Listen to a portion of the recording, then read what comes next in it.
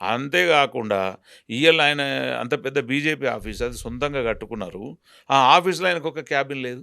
హ్మ్. 8 మంది ఎమ్మెల్యేలున్నారు. 8 మంది ఎమ్మెల్యేలకు క్యాబిన్‌లు లేవు. ఎవరు పోతే ఏడ కూసోవాలనో తెలవదు. అవును.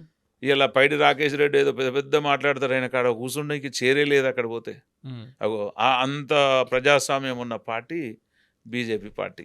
ఎందుకని ఇప్పుడు ఏ పార్టీలో ఉన్న లీడర్‌లైనా వాళ్ళ పార్టీని ముందుకు తీసుకెళ్ళాలి, అధికారంలోకి రావాలని జెప్పేసి కొట్లాడతారు గదా! యెస్. యెస్. మరి వీళ్ళెందుకు జస్ట్ మేముంటే చాలు అని ఫీల్ అయితుర్రు? అదే మేముంటే చాలు మా ఎనక ఇంకేదైనా. హ్మ్. ఇంకొకటేందంటే బీజేపీలో అంటే అది సెంట్రల్ చేస్తుందా తప్పు, స్టేట్ చేస్తుందా తెలవది. కాకపోతే పెద్దన్న పాత్ర సెంట్రల్‌ది కాబట్టి నేనైతే మోడీ, అమిత్ షాను ఈ విషయంలో తప్పు పడతా. ఎగ్జాంపుల్ ఇప్పుడు లక్ష్మణ్ ఉన్నాడు. బీజేపీ పార్టీలో సీనియర్ నేత. 2019లో ఎట్లా ఓడిపోయిండు, 14లో ఏమైంది అంతా మీరు చూసిండ్రు. ఆయనకు ఒక 5 పదవులిస్తారు. హ్మ్. పార్లమెంటు అకౌంట్స్ ఆయనకే అప్పజెప్తరు. ఓబీసీ మో నేషనల్ ప్రెసిడెంట్ ఆయనకే ఇస్తారు. మోర్చా ఏదో ఉంది. యూపీ పార్లమెంటు సభ్యుడిని, రాజ్యసభ సభ్యుడిని ఆయనకే పంపిస్తారు. ఒక్కనికి 5 పదవులు కట్టే బదులు ఇంతమంది సీనియర్‌లున్నారు. ఒక్కొక్కళ్ళకి ఒక్కొక్క పదవిచ్చి గౌరవించొచ్చు గదా!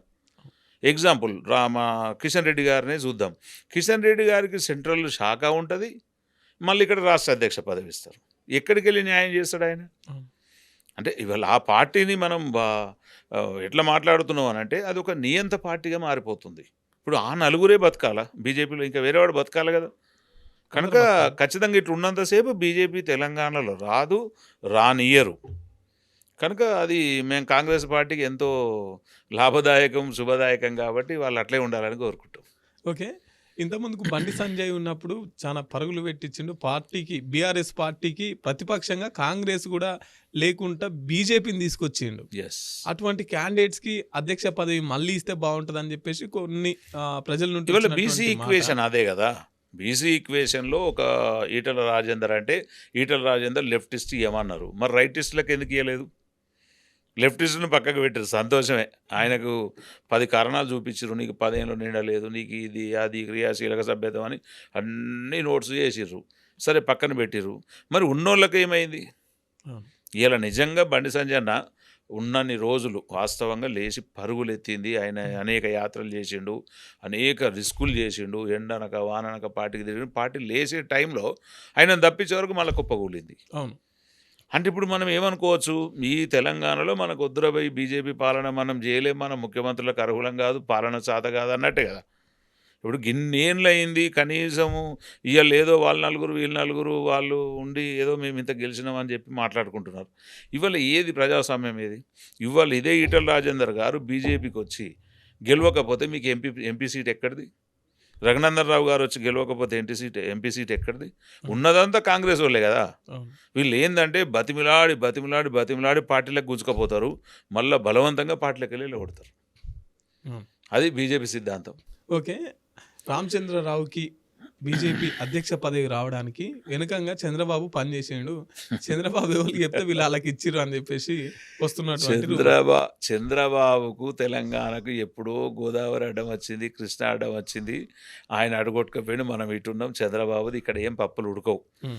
ఒకవేళ ఉడికితే ఆయన మరదలు పురంధేశ్వరిని రెండోసారి ఆంధ్రప్రదేశ్ రాష్ట్ర అధ్యక్ష పదవి కంటిన్యూ చేయొచ్చు కదా! అవును. అది చేసుకోలేదు.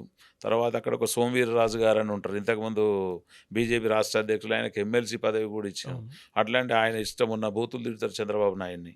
కానీ ఆయనకొచ్చింది. కనుక అక్కడ చంద్రబాబుది బీజేపీ పార్టీ విషయంలో పప్పు ఉడకదు, ఉడకనియ్యరు.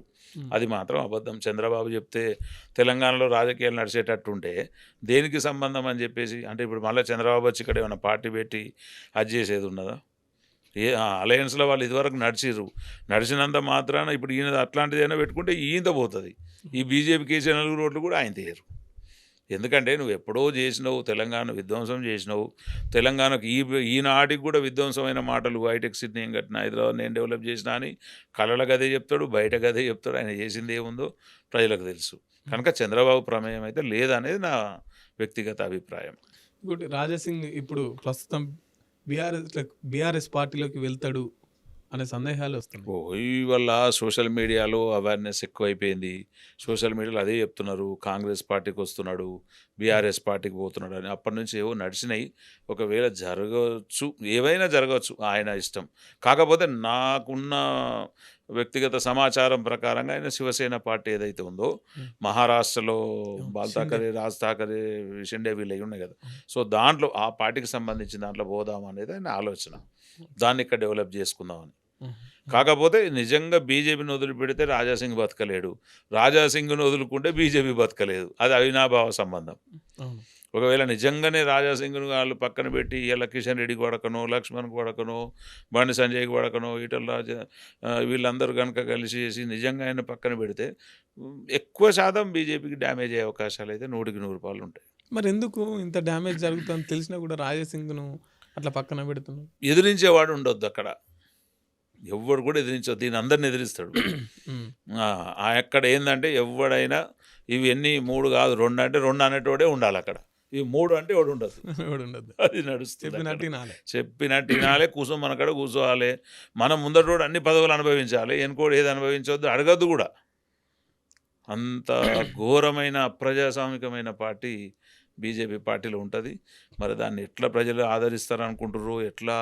ఇప్పుడు ఒక మాటలో చెప్పాలంటే పెట్టని గుడ్లను ఒదిగే కోడి ఏదన్నా ఉంటుంది అంటే అది బీజేపీ పార్టీ. అది గుడ్లు పెట్టదు, ఇంకో కోడి గుడ్లు పెడుతుంది, తీసుకుపోయి దాని మీద ఒదిగి పిల్లలు చేస్తుంది. ఇది కష్టం అనేది తెలియదు. అస్సాంలో కూడా అదే జరిగింది కదా. సో వీళ్ళది గత చరిత్ర తీసుకుంటే మేము కష్టపడం, కానీ రాష్ట్రం మాకు కావాలి. మేము కాంగ్రెస్ పార్టీ కొత్తగా అధికారంలోకి వచ్చినాక కూడా అరే బీఆర్ఎస్ ఎమ్మెల్యేలు కొంటున్నాడ, అమిత్ షా వస్తుండట, బీఆర్ఎస్ బీజేపీ ఇవి అవి అని ఈక్వేషన్స్ వేసుకొని బీజేపీ ముఖ్యమంత్రి అవుతారని కూడా మాట్లాడారు సిగ్గు లేకుండా.